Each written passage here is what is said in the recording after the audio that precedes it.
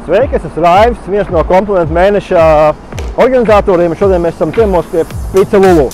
Ejam iekšā. Labdien, labdien! Sveiki, es esmu Raivis, no komplimentu mēneša. Sveiki, Agnese. Jā, ļoti patīkami. Kāda tad ir jūsu pakalpojumi, ko jūs sniedziet?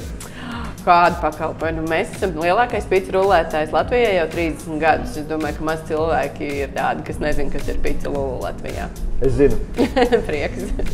Konkurence paliek arvien lielāka un lielāka, un klienti arvien prasīgāk un prasīgāk. Kāds ir tas veids, kā jūs sekojat līdz tendencēm un tam, ko vēlās jūsu pircēji? Konkurenti uztur tonusā, tas ir labi, ka tas ir konkurence, bet no klientu viedokļa mēs vienmēr sekojam līdz jaunākajām tendencēm.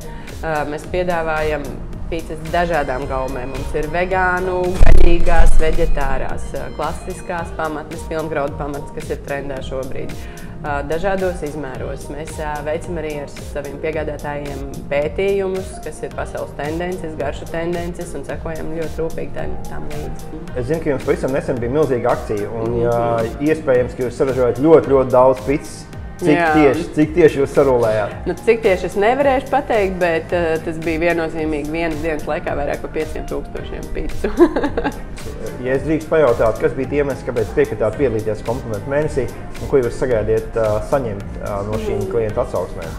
Nu, mums, protams, vispār ir ļoti burvīga akcija, kad tiek kaut kas tāds izcelts un papildus tas liek padomāt gan no klientu viedokļa, kad ir tomēr jāsaka gan tie komplimenti, gan arī no darbinieku puses.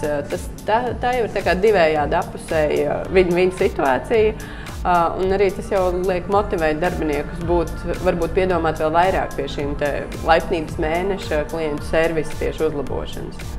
Ja arī jūs domājat līdzīgi kā Pizza Lulu un vēlaties noskaidrot to, ko par jums domā jūsu klienti, laipni aicināt pieteikties, un pats galvenais, ēdiet Pizza Lulu.